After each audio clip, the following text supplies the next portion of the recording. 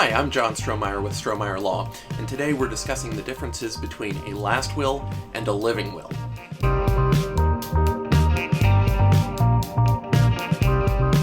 These are two documents that have a similar name, but do very different things. In short, a last will controls the disposition of property on your death.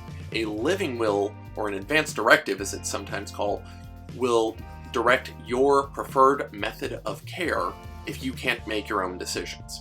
So, the short version is that right there. Longer version, last will is a document that we use in estate planning to direct the disposition of assets on a person's death.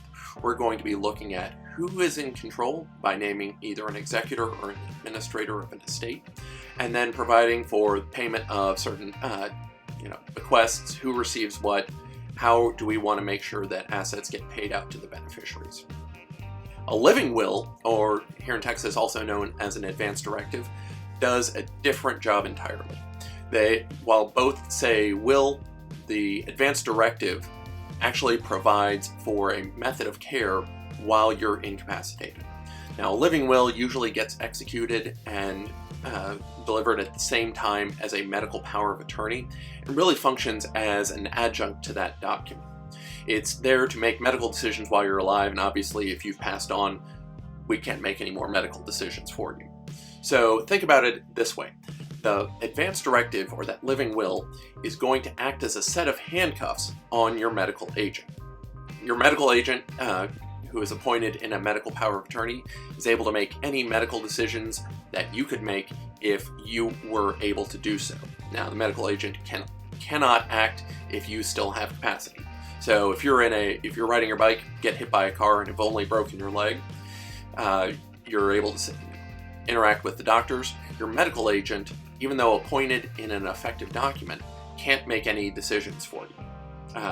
But if you if you're riding your bike, get in an accident, and you're in a coma, that's the point where you can't make your own medical decisions, so your medical agent is going to step in and start making those decisions for you.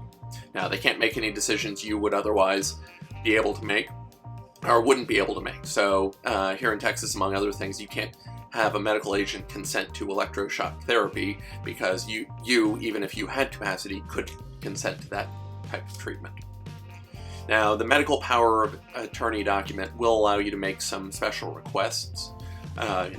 Generally, the special requests that people are making fall along the lines of, please follow my deeply held religious beliefs when making treatment decisions. Please do allow transfusions, don't allow transfusions. I do want this treatment. I don't consent to this treatment ever. The living will is a separate document that acts to modify what happens in that medical power of attorney.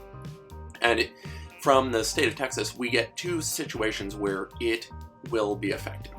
The first is a terminal condition where the patient, you, are expected to die within 6 months. So what do you want your medical agent to do? You can direct them to remove all treatment options other than what's necessary to keep you alive and comfortable. You can have them keep everything on, and so your agents can then be directed by what's in those documents. The second option is an irreversible condition. Now, if it's an irreversible condition, the doctors know you're going to die eventually, but they don't know when, and they certainly don't expect it within 6 months. Now, this is a situation where you might remember the Terry Schiavo situation from a few years ago, where there was brain damage and doctors didn't know when she was going to die, but ultimately didn't think that she would be coming back in any sort of mentally capable way. In that case, you still have the same two options from the state. You can have your medical agent be directed to leave everything on, or turn as much as possible off and let you pass away. So the medical, or the living will, is going to act as a set of handcuffs on your medical agent. The decisions you make in that living will force certain decisions to be made by your medical agent. If you sign that document, medical agent's got to follow it. If you don't sign the document, then the medical agent can make any of those decisions and consult the people they need to. So clients sometimes will sign it because they want to make sure that their agent has either the emotional support from them to pull the plug. They may make the decision because they're worried their medical agent may not make the decision. Sometimes people don't want to sign that living will because they're going to trust their medical agent to make the right decision.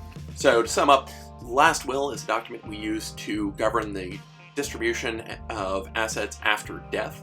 A living will is going to be a document that we use during lifetime to govern medical treatment decisions when the principal can't make their own decisions.